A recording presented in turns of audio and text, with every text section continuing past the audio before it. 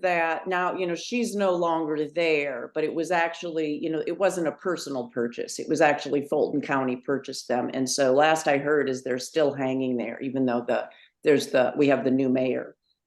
He hasn't taken them down. So they're still there. So that was just a very exciting purchase, exciting acquisition for me.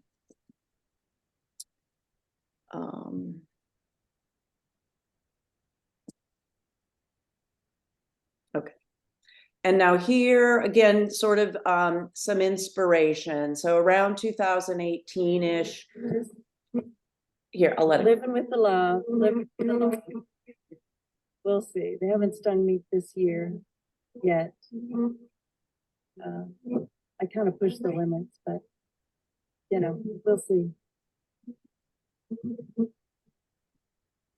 So I had some honeybees start gathering on my hummingbird feeder. And I started talking to people that raise bees, etc. And that particular year, there was sort of a pollen drought.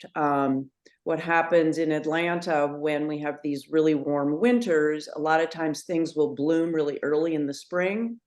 And when that happens, it sort of throws off the pollen. And so around July or August, a lot of times then things are dying off and the pollinators don't have as much to eat. And that's when you will start seeing them, gather around your hummingbird feeder, etc. So I encouraged them with sugar water. I was curious to see what happened. And so I kind of did a whole series. I was out there, you can see there's thousands and thousands, and they'd be all over me. And just the energy that I felt. I got stung a couple of times, but it was always a case where a bee either got stuck under my shorts or I grabbed my phone and there was a bee on it. There was never any aggressive stinging. And I found that very, very interesting, that they really were just, they're very, very, docile creatures. They're really just interested in feeding themselves and getting food back to the hive. Sorry to interrupt. I was wondering what the significance of the work on the right with the. Excuse me? Oh, was somebody saying something? Oh, it was just, I muted them. Oh, okay. And here's just another one to give you an idea of, they were just, all over me. Fun anyway. See them all. There's a question here. What is the significance of the work on the right with the black and white heads? So yes. So that piece was a wood piece, and it was part of the Blue Heron Nature Preserve puts on a Art of Nature. And I submitted a call, and I'm trying to remember what the theme was. But so I created this totem pole with, the monarch. The center part here is water. There's bees for pollinating, and then the three heads kind of have to do with facing forward, which is the current now, this one facing to the future, and then with the eyes closed kind of suggests the past. And so this was part of an 8-week exhibit at the Art of Nature. So it was in my garden for a while, and then it kind of finally deteriorated.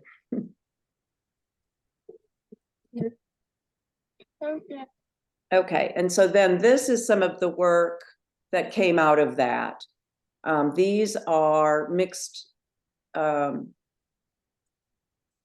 drawings. There's some sewing, there's marker, there's water media, stenciling.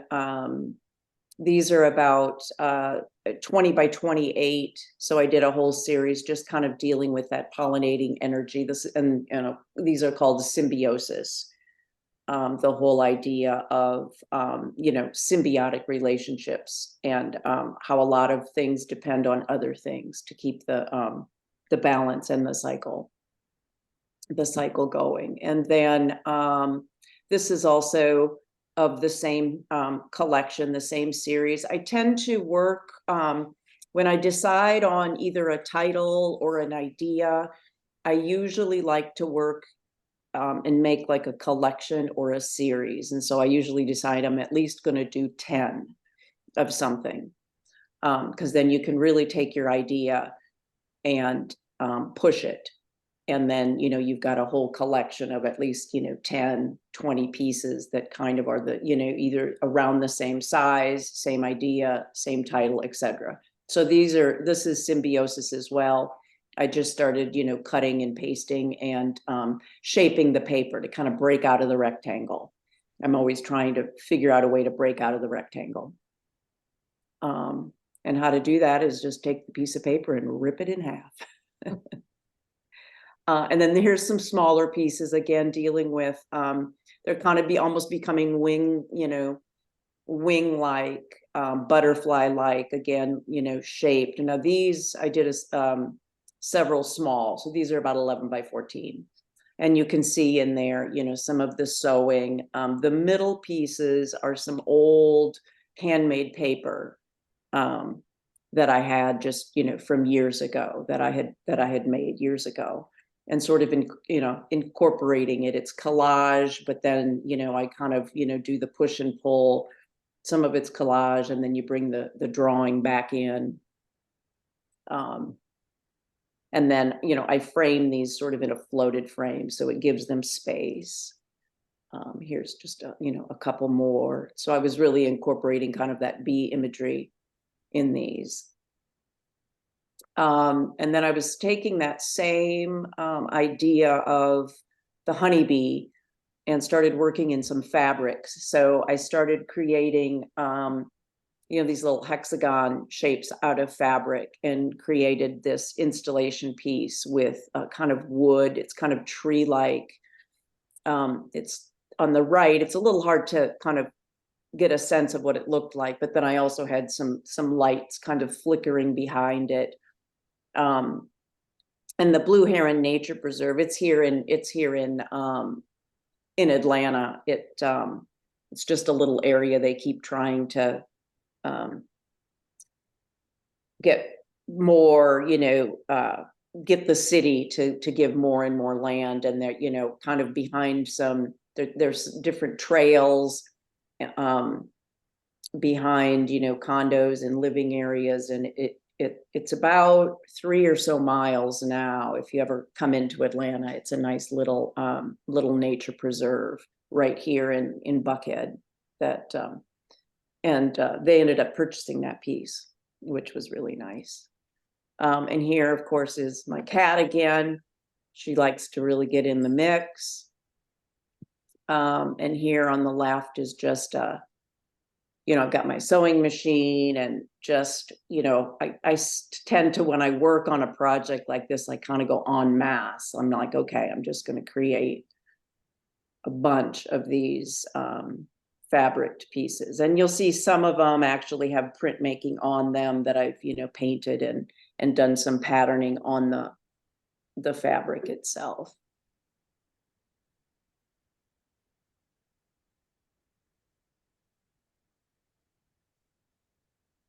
And then there's, this is another one that I did. And the branches, I've incorporated the jingle cones. And again, that whole theme of, symbiotic honeybee, trying to, promote the idea of, our little insects are very, very important. We need pollinating for, 80–90% of our food source. And so there's another version of it on the left that's in an exhibit. And then on the right, just another little assemblage where I used that same hexagon kind of idea, put it in a bodice. And it's kind of a 3-dimensional piece that hangs on the wall. And then kind of, in the same theme of my, kind of environmental focus, I did a whole series called Vanishing Worlds. And again, there's 10 of these. And so again, trying to break out of the rectangle, I decided to make circular pieces. And so it's ripped paper. And then I've incorporated this map kind of in the center of them. And so it's kind of creating the surface that's a collaged surface, but then using it as kind of the canvas, then to go back on and sew and draw, etc. And so I was focusing on different endangered species, the whales and the raptors. And then I add, a lot of thread fabrics. And if anybody is monitoring the chat and have questions, just like jump in if anybody has a question. And then here's just 2 detailed shots. So you can see, that you can see the sewing and, parts of the map and the words that come up. And then, kind of the animals, swimming and floating throughout. And then here's, this is ideally how I like them presented. I do a lot of work in plexi, presenting them floating kind of in plexiglass frames. And then excuse me, there's a question here. Do you paint the papers? Well, yes, all of the here the papers are it's a lot of drawing, water media, sewing. So it is the white of the paper and then the map itself. But then I go on top and do all of the patterning and the drawing. Thank you. And then the thread kind of alludes to the melting the melting earth a little bit, kind of a little bit of a water focus, of the water kind of dripping off of the worlds. And then here's just another. So this was another year at the Blue Heron Nature Preserve. The Art of Nature. This one was called Listening to the Waters. And so this just is an example of how I took some of that patterning, imagery, painting, and then I created kind of these tree canvases. And they were attached and hung from trees for about 8 weeks. The one to the left, that's about 15, 16 feet tall, that I kind of wrapped that tree. So it was a fun experiment to sort of play with the idea of big canvases and kind of have them, floating in the trees. And they also, at the Blue Nature Preserve, they have a school there. So there's always a lot of children workshops, activities, etc. So that's kind of what I focused these pieces on. That the children could come and really identify, the various animals and, could explore them.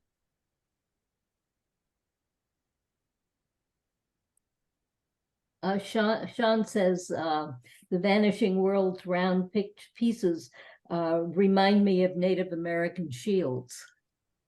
Oh, yes. Yeah. The shields. Yes. Okay. Why isn't it? Oh, there we go. And then here, the next year, I also got accepted into the Art of Nature. And so this is where I kind of made these totem poles. And I was really starting to research the jingle cones a little bit more. And I started sort of the painting imagery is really my own imagery, but it kind of harkens back to some of the the hieroglyphs from Native Americans or just Native cultures in general.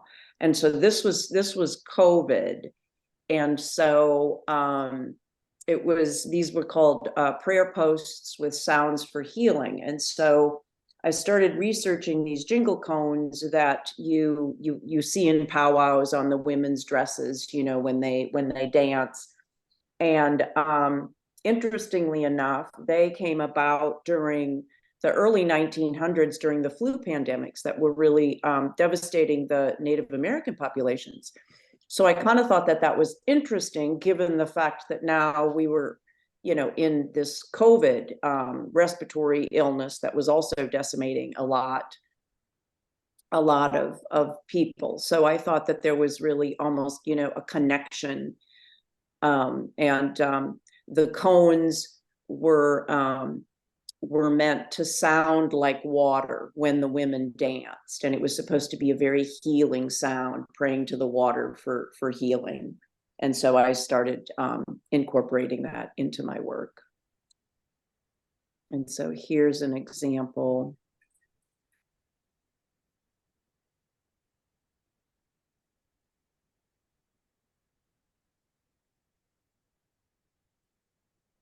It's just kind of a beautiful sound, and they all sound a little bit different, but traditionally they were made out of tobacco tins, spice tins, but these are mostly cat food and dog food tins. But just real earthy, just real interesting, you know, memories from my past kind of coming into my work. And so, you know, with COVID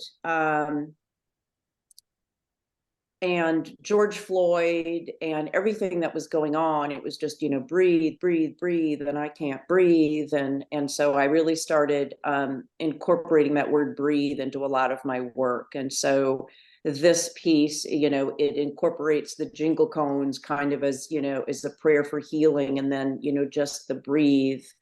I was you know, I'm always been concerned with, you know, all of the plastics that are suffocating our oceans. And then there was this, you know, COVID came and it was, you know, suffocating us. And then, you know, George Floyd got suffocated. And so this whole theme kind of, you know, just sort of kept coming through. And interestingly enough, as I did more research, I realized that there was after George Floyd was murdered, there was actually a jingle cone, a group of Native Americans that went and did a jingle cone dance on the site of his, where he was murdered.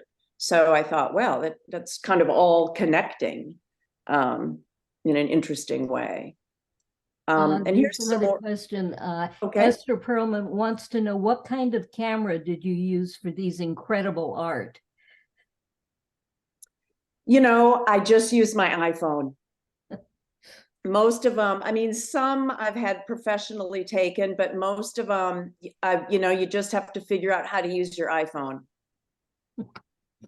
I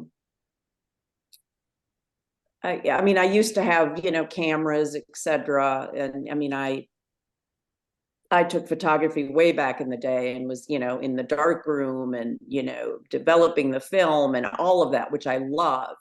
And so it really took me a long time once things started turning digital to really, you know, I mean, now it's been a while, but I remember those first, you know, 5-10 years, it was really hard to make the transition, but now I'm all in. And so here, you know, the monarch butterflies are another form of inspiration. This is in my garden. I try to plant a lot of milkweed in my garden. Monarch butterflies are currently on the endangered species list, and they just don't have any milkweed to eat. Basically, the whole, you know, industrial or farming belt, where there used to just be, you know, milkweed growing all the way through the middle of the US, you know, pretty much has been decimated. And so I'm very interested in monarch butterflies. When we lived in Florida years ago, me and my boys raised several monarchs. And so here's a chrysalis on the left. This is in my garden, and then this is one of my babies that came out. And it's interesting. I don't know if you know much about monarchs. I know this isn't a nature talk, but so the monarch here, you'll notice those two big black dots. on the orange there, the two black ones. So that identifies that this is a male. And so those two black dots emit hormones or some sort of pheromone that will attract the female. But so when you see a butterfly, if they open their wings, you can tell if it's a female or a male. If they don't have those two prominent black dots, then it's a female. So here's just some more shaped paper pieces, dealing kind of, with the symbiotic idea, nature. These are quite large. They're about 40 by 60. And these are called Daylight Clashed with the Shadows. And so, but titles are very important to me. I like it to be kind of a jumping off point or, something to ponder. And so kind of the significance of that title is, there's nature and life, higher power, etc. That is the daylight. And then there's the shadows, which, could be ignorance or, just not moving forward, kind of not enlightened. And so I think there's a lot of both of those things going on in our world today. And a lot of times I'll add, if you see sort of checkerboard patterns or different shapes that look industrial, that's always sort of a little visual clue to kind of our technological, like our society. And then the organic is, the nature, the organic side of life. So there's a lot of metaphors. Excuse me, a question from Sean. Are those supposed to be faces in there? They're not intentional. Yeah. They're not intentional, but you do, Right. people do see faces in my work. Right. And here I'm going to talk a little bit about my plastic work. So again, just household plastics there to the left, basically trash. And then to the right is where I have, cut and manipulated it. And that's a piece of a big installation, a wall installation that I'll show you here in a minute. So I started working, I work with plastics on and off. This one to the upper left is an assemblage. And if you look closely, you can tell those are Kroger. I don't know if you have Kroger out in California, but they're Kroger bags. And then some found metals, and they're sort of attached to canvases and presented in plexi boxes again. And so they kind of are these flying wings. And the one to the lower right there, just some found objects. And again, some mesh, from, avocados, that mesh, or from lemons. These are black, so I'm not really sure.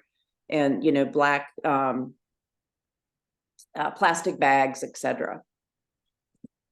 And so here, again, to the left, just my trash pile. A question, do you color the plastic or do you use it as is?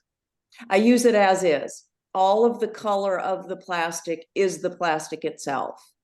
And if you think about it, that's all that acrylic is plastic, colored plastic.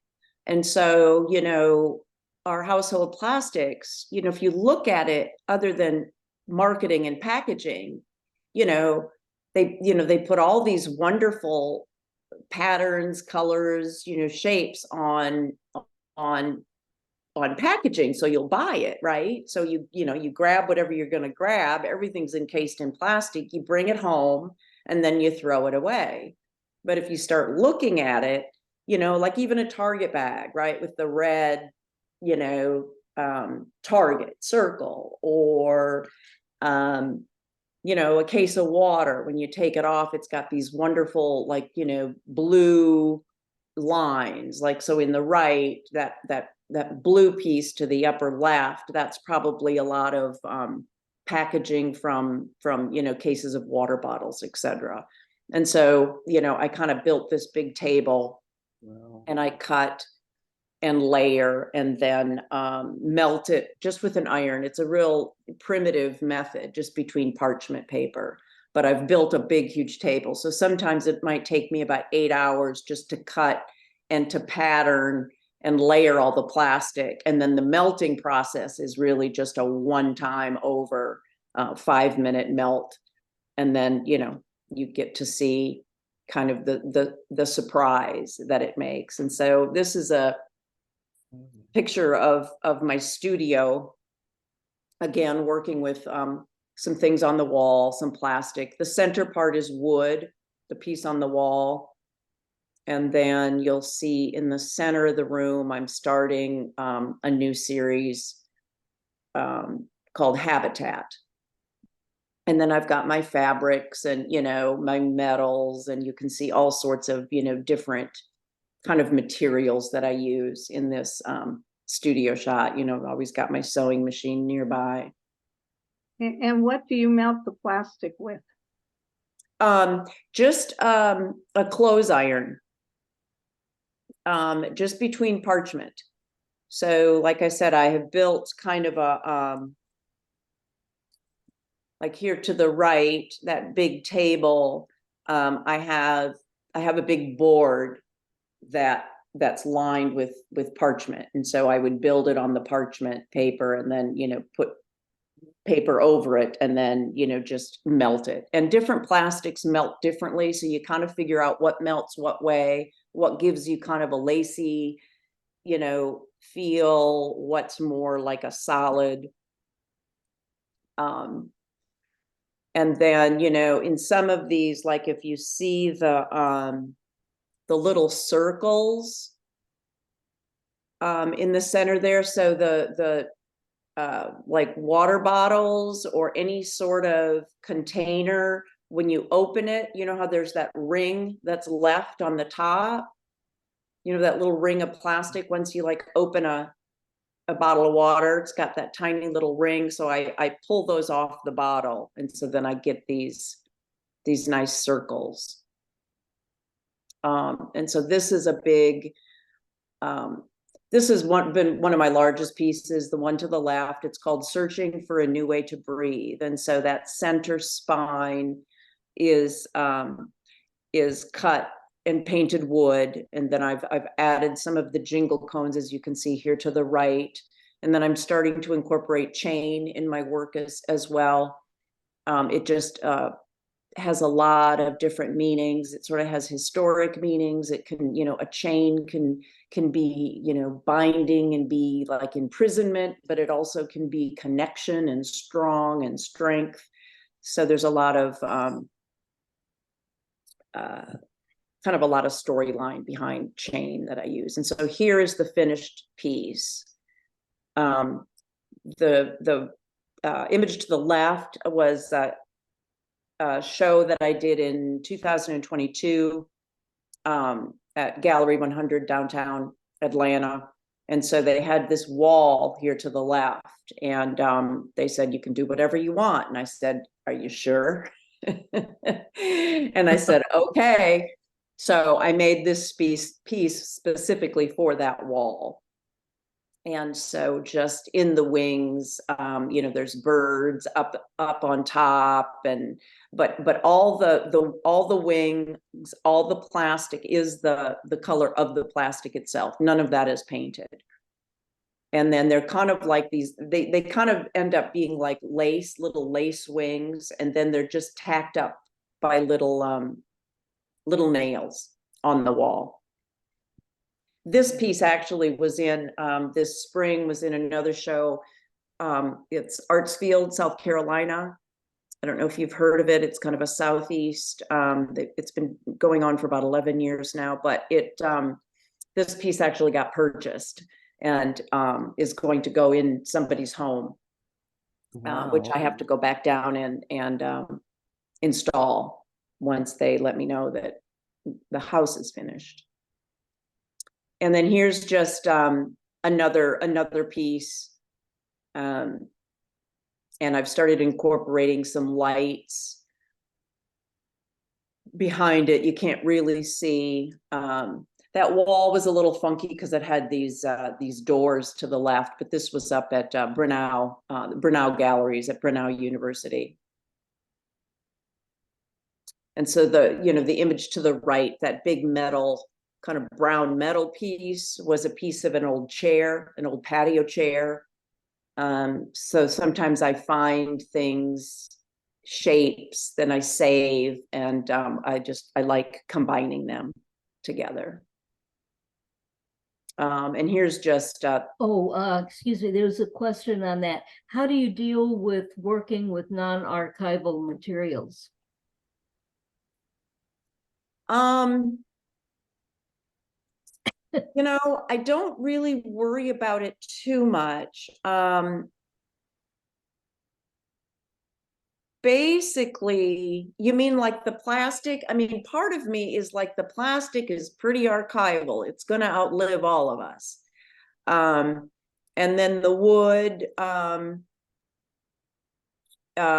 don't use like a lot of organic material. I'll use wood, like branches and things, but other kind of like, flowers and things I don't use. So it's kind of middle of the road. I used to be very concerned with the archival nature of things, but then it can also get in the way of your creativity. So it's really kind of a balancing act. So anyway, that's just a picture of the gallery that shows, the one on the left, and then this other, the white one on the right. It just kind of gives you an idea of how they look in the space. And now here's, my studio doesn't look like this anymore. I'm in the process of moving it. But so I was starting this collage series, Breathe, at the beginning of COVID. And so this is kind of how I work. I usually find like a shape or a pattern or a size, and then I start building my collages and laying them out, and then going back and, gluing, tacking, sewing them together. And so here is some of the completed collages. And so in this particular series, this was right when COVID was happening, and I had gotten a grant from Fulton County to complete this work. And this Breathe series, so these collages are 20 by 20. The paper collages are 20 by 20, which signifies the year 2020. And then in each piece, there's a piece that has some sort of, that has breathe in it, the word breathe, kind of as a memorial to everything that was going on during that beginning year in COVID. And then you can see the sewing, etc. Here's a couple more. Now this one, like to the left there, that gray circular piece, that's a piece of melted plastic that I've incorporated in. And, again, a lot of old work cut up. There's some more. These three pieces were accepted into a collage biennial in 2021 that Denise Bibro Fine Art was putting on, and it's a gallery out of New York City. So that was fun. That's as close to New York so far that in galleries that I've gotten. So everything was going virtual 2021. So these three were in that virtual exhibit. And you can see, I keep incorporating some of the bee imagery. And then especially the piece to the left, you can really see that piece that says breathe in it. And there's just a couple more pieces of that series. And again, with this series, I probably did about 20 of the paper pieces. Here's just a look at them, kind of all how I've framed them in a grouping. And then here, so we're back at Hambidge residency. I went up there in August 2020. Things were really loud politically, COVID or whatever. And so I was working on the paper collages, and then I also wanted to continue it with my acrylic paintings. So these are, old paintings from just all over, years. I think there's one piece in there that, is even from college, just this old stuff that you save. So, and here I'm working at Hambidge too. So I do some large scale paintings as well. But I took a lot of the old paintings and then I redid a set of collages that were the fabric acrylic pieces.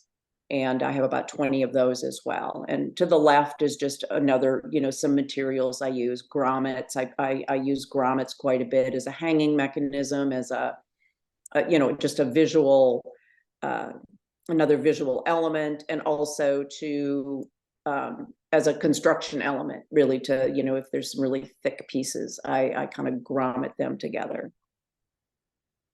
And so these pieces are all the canvas and fabric pieces. And again, these are 2020. The size is 2020. And you can see the grommet elements and the different ways that I've incorporated breathe.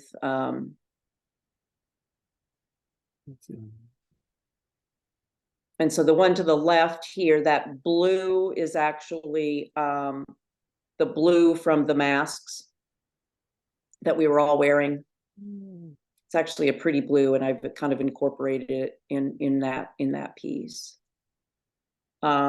Here's towards the end of the residency, I had finished several of them, and they were just, this is them kind of pinned up. Oh, wow. And these are all the fabric pieces. Or paintings, I guess, acrylic.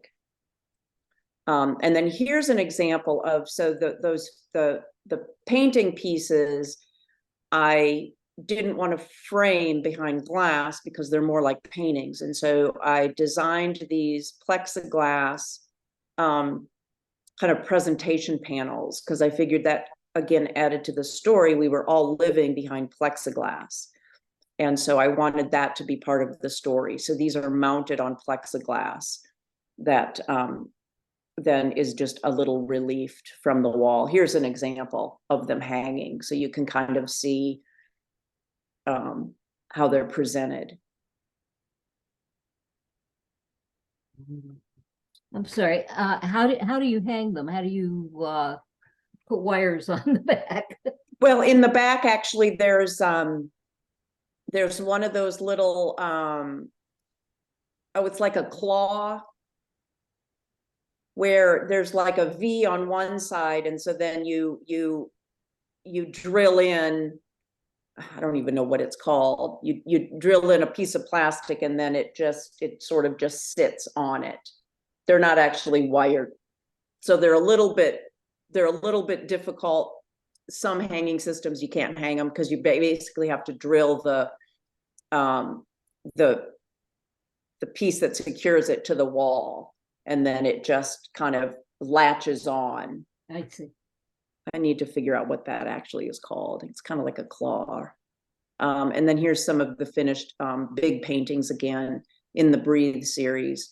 I did a series of 6-foot paintings because, again, we were all, 6-foot distance. Everything was 6 foot or whatever. And so I decided I'd make some 6-foot paintings. And then sometimes I've been, hanging chains and branches, and sort of I incorporate things onto the painting to add to kind of the storyline, the narrative. And so I received a grant from Fulton County to help complete that project. And at the end, I created a catalog of that work. There's the paper collages, 20 paper collages, 20 fabric acrylic collages, and then several 6-foot paintings. So those are available. If anybody's interested, you can just contact me.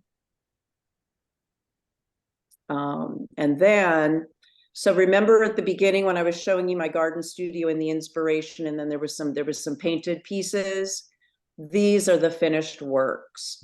So there's sort of drawing, wet media, and then I've started in, so this is kind of 21-ish, early 22. We're kind of pulling out of COVID a little bit.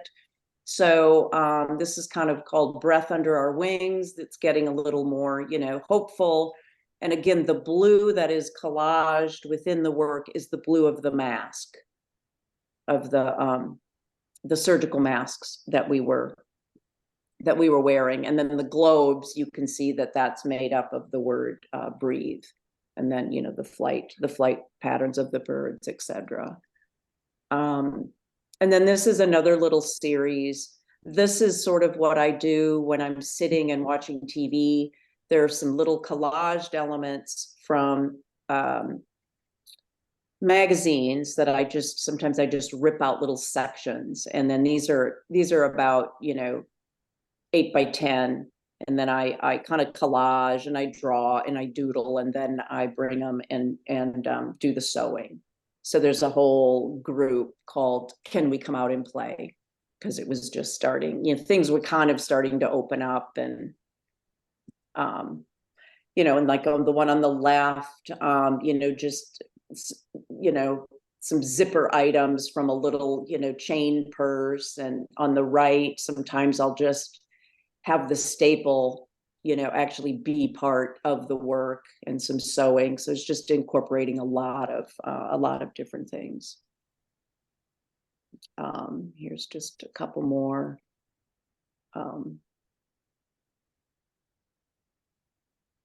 And then this group is called Reclaim.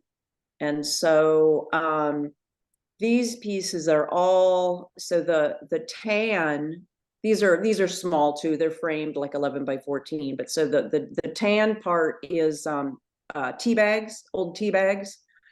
And then the black, the heavy black lace part is the melted plastic. Those circles are, from the water bottles, from that little ring, that little circle when you open it, that's kind of left there. And then some old work cut up and then sewn. So all of this is kind of reclaimed from other items. So it's called Reclaim. And then this piece,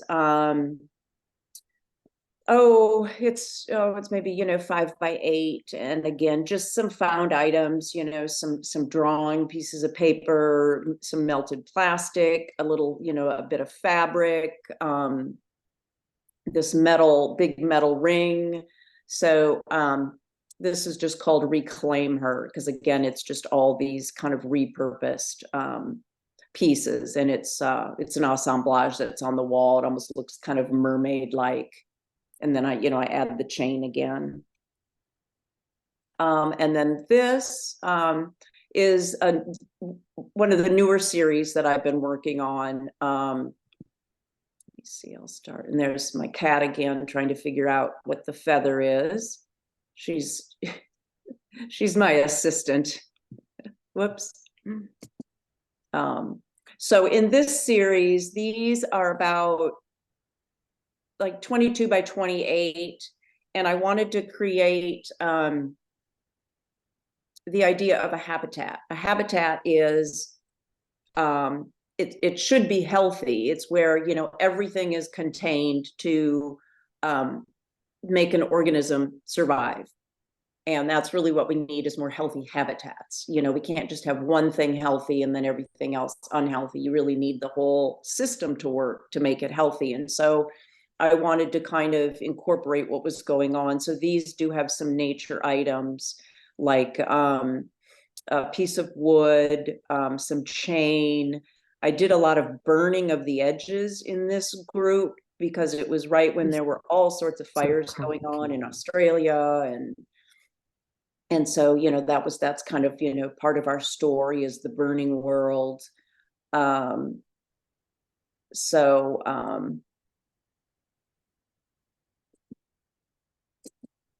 And then here, these are actually fake sunflowers, but incorporating the monarch. These actually are, they're actual real monarch wings. Jean, that Jean is asking if it's possible for you to wrap up soon so we can ask you some more questions. Okay, yep, I know, you never, yeah. So let me breeze through. So here's some more habitat. And here they are framed to the left. Some more of my painting. This is just another little residency. I went to, a friend of mine has this cabin called the Butterfly House down in LaGrange. And so again, just me working on, you know, here is where I've started painting a lot of papers. And then I started this group of work called Dust on a Butterfly's Wing, which used those papers from that residency. And again, these are, you know, these are like 18 by 20 or something, with the sewing and then this again is a newer series called Breathe in Harmony, where I'm using, you know, various papers, old work, and I'm incorporating breathe into it again, just a different size, different format. And there's just sort of a detail on the left and one of my butterflies. And thank you. that was kind of a lot. I'm sure I forgot a lot, but I would love any questions. Wow, that was terrific. Thank you. Let me see if I can get gallery view here. And yes, Jean says Yes. we could also look at Roxane's website to see more images. I will put your website in the chat just as soon as I find it. Okay. And Okay, Barbara, on one of the pages, I think it's under the Breathe tab, I did, as part of the Fulton County grant, I produced 2 small videos that kind of explain mostly the Breathe series, and they're on my website. They're about 10 minutes each if you wanted to glance at those. this is also a reminder that we need a little time left for our members to be able to introduce themselves and a little show and tell. Okay, I think that Roxane, you need to unshare your screen and then we can all view each other. We can go gallery again, please. Yeah, that would be great. Thank you. And I see. Stop. and spotlight. All right, here we go. Thank you. Perfect. There we go. Roxane, that was, I'm just blown away. Spectacular. By your presentation. I love the biodiversity of your work, incorporating plastics and anything that came into your home, finding its way, that you were able to repurpose, the interconnections between nature and really spirituality, energy, your events that have taken place, native cultures, just incredible work. Thank you so much. Oh, thank you. I appreciate it. Thank you. Thank you. Yes. I know that people have, whoops, something happened.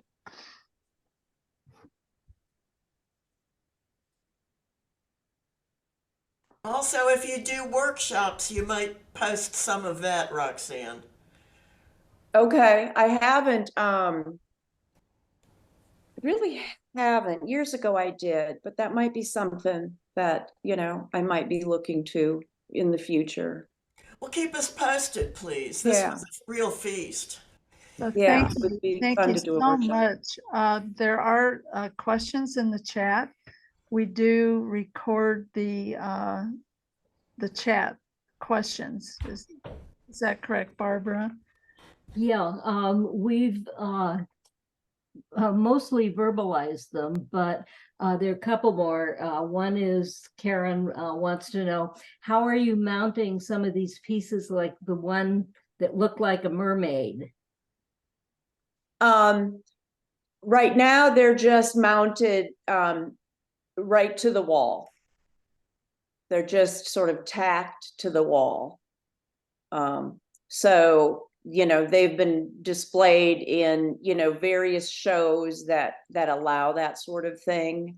Now I have been trying to work with, you know, how I would try to figure out how to mount it, like, you know, permanently, if somebody wanted it mounted and then putting it up like a piece. But right now they're just sort of, it's more installation work that I actually go in and install it right on the wall.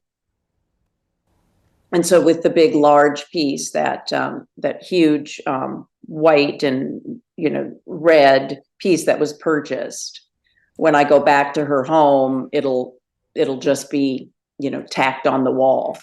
It takes about a day to install, about a day and a half to install.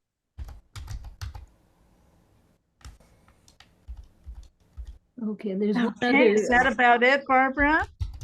For questions for our yeah, speaker? there's one more here. As the pandemic continues, yet society has moved on, how are you moving on in your depiction of this new phase, if at all? Well, I've kind of the whole idea of the Breathe series, it has kind of been merging, and I still am incorporating it because it's still, you know, it's been such a big part of everybody's life, but then now it's kind of merging and changing. And as I, you know, I sort of meditate, I have a yoga practice, and it's kind of becoming a little more significant in terms of, just like I said before, you can't create in the past and you can't create in the future. You have to create in the moment. And it's kind of the same with breathing. You know, you can't breathe yesterday or you can't breathe tomorrow. The only time you can breathe is right when you're breathing. There's no way to do it any other way.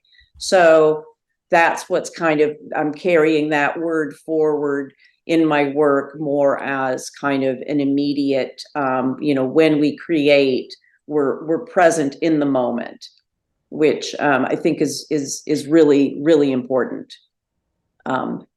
So I kind of, you know, I take some of the past, and then I, you know, I'm always kind of bringing little pieces into what I'm, you know, doing, you know, currently that moment. So breathe is still kind of important. Thank you. Suzanne, do you want to? Thank you. You've given us so much to think about, Roxane. We just really appreciate your presentation today. Well, thank I want you. to ask if there are any new members here who would like to take a second to introduce themselves. I don't know if there are any indications in the chat, Barbara, that anybody is here that wants to say something. Let me go way back, but I don't think there were.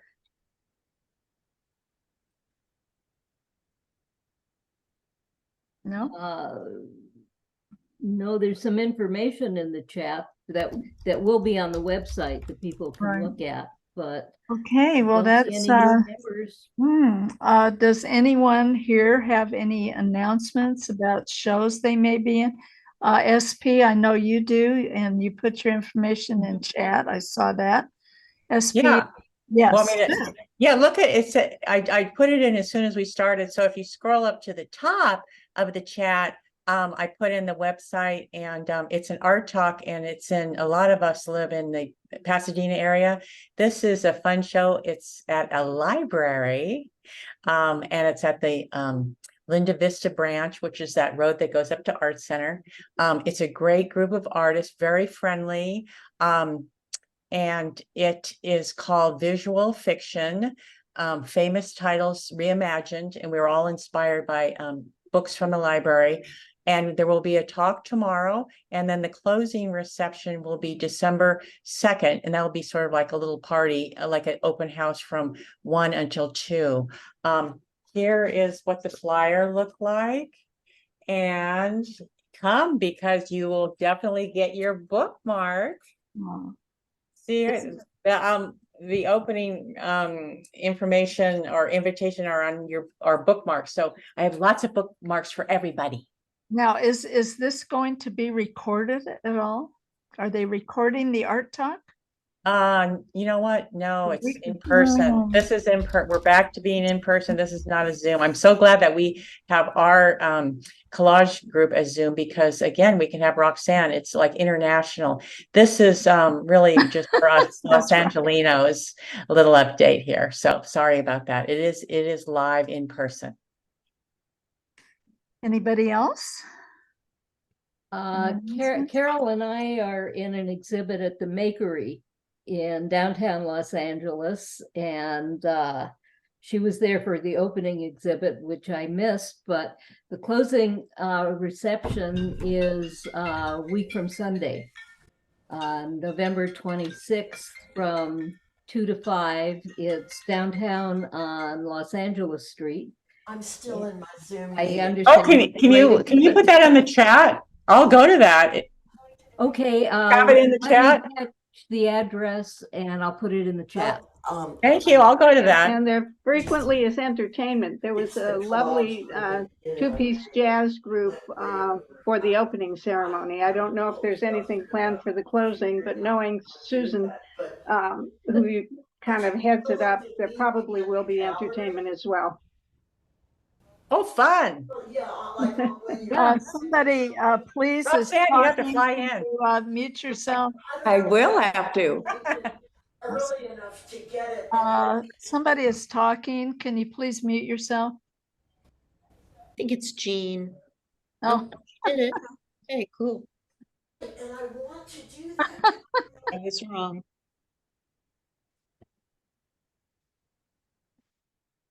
well, that sounds really exciting, Barbara and Carol. I've seen your announcements. I did. It's just Thank you. Here, Jean. So if there is no one else who has anything to share, remember that this whole meeting has been recorded. You can relive it. okay.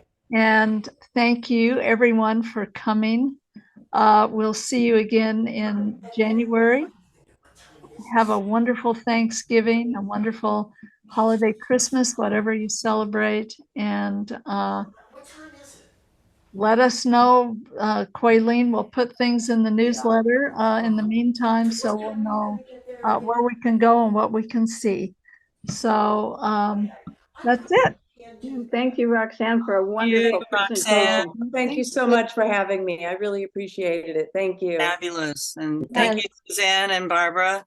It's And great. thank you, Thank Suzanne, you. for stepping in. We'll see you in were January. terrific. Oh, I was burning the midnight oils trying to do that agenda, and then I goofed up. Good Anyway, job. Thanks. Yeah, No, so terrific. Barbara, I don't know if you're going to leave the stop the recording, leave the chat, the thing open so people can talk if they wish for a few minutes. I will do that. I will, let's see.